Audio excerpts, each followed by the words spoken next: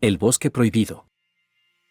Era una tarde de otoño cuando un grupo de amigos decidió desafiar las advertencias de los lugareños y explorar el bosque prohibido que se alzaba a las afueras del pequeño pueblo donde estaban pasando el fin de semana.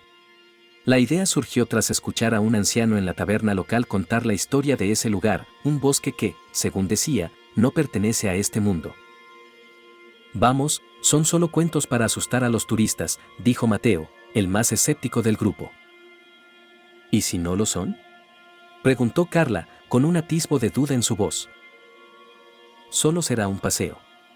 Nada va a pasar, insistió Julia, animada por la emoción de la aventura. El grupo, formado por Mateo, Carla, Julia y Diego, reunió linternas, mochilas y algo de comida, y partió al anochecer, riendo nerviosamente mientras cruzaban la vieja cerca de madera que marcaba el límite del bosque. Los árboles, altos y retorcidos, parecían inclinarse hacia ellos, como si quisieran envolverlos en su abrazo oscuro. Al principio, todo parecía normal. La luz del atardecer se filtraba entre las ramas y las hojas crujían bajo sus pies.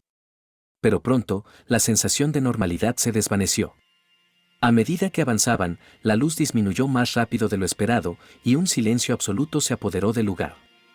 No había viento, ni el canto de aves, ni siquiera el sonido de insectos. Solo el eco de sus pasos y las risas nerviosas que comenzaban a apagarse. ¿Escucharon eso?, preguntó Carla, deteniéndose de golpe. Los demás se miraron confundidos. No habían oído nada, pero la expresión de Carla los puso en alerta.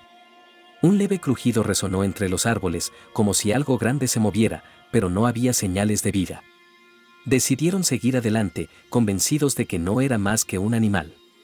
Sin embargo, cada paso los hacía sentir más perdidos.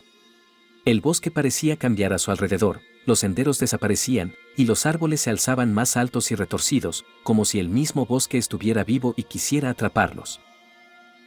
Pasada una hora, comenzaron a notar cosas extrañas. Primero, encontraron una muñeca de trapo colgada de una rama, con los ojos cosidos de forma torcida y la cabeza ladeada. Diego la bajó, bromeando sobre lo espeluznante que era, pero cuando la tiró al suelo, la muñeca reapareció minutos después en el camino, como si los estuviera esperando.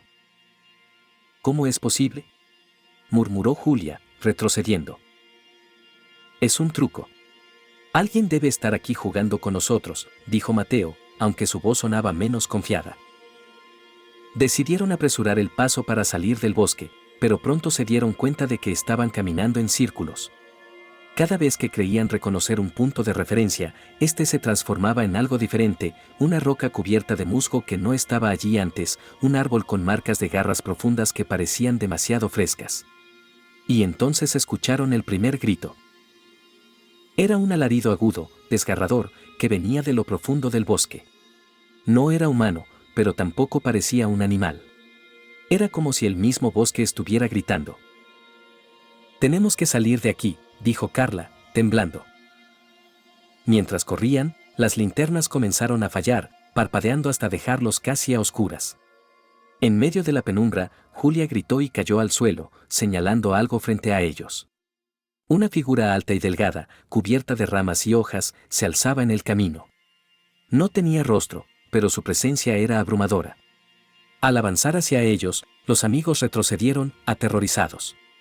La figura se desvaneció entre los árboles, pero dejó una marca profunda en el suelo, como si hubiera arrastrado algo pesado. La paranoia comenzó a apoderarse del grupo.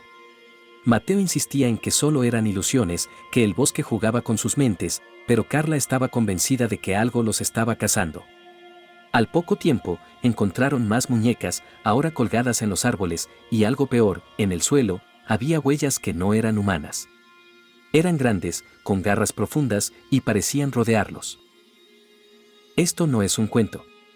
Es real, dijo Diego, con la voz temblorosa. De repente, un susurro comenzó a llenar el aire. No venía de un lugar específico, sino de todas partes. Era un murmullo ininteligible, como si decenas de voces hablaran al mismo tiempo. Las palabras eran imposibles de entender, pero el tono era claro, estaban siendo llamados. «No mires atrás», gritó Julia de repente, pero era demasiado tarde.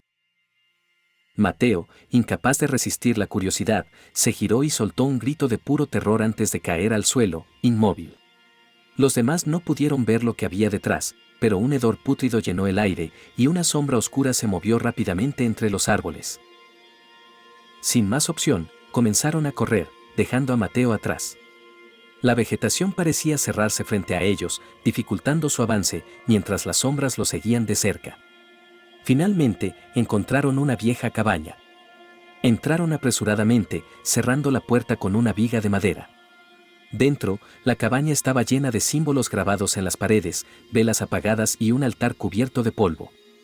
Sobre el altar, había un libro abierto con páginas escritas en un idioma que ninguno reconoció.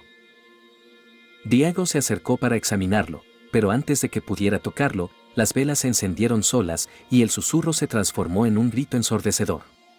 Carla gritó, señalando una figura que se formaba en la esquina de la cabaña. Era la misma criatura que habían visto antes, pero ahora más definida, con ojos brillantes que emanaban un odio palpable.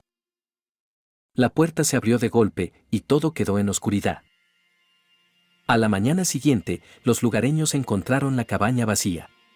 No había señales del grupo, excepto por las muñecas que ahora estaban perfectamente alineadas en el altar, cada una con una expresión de terror en su rostro de trapo.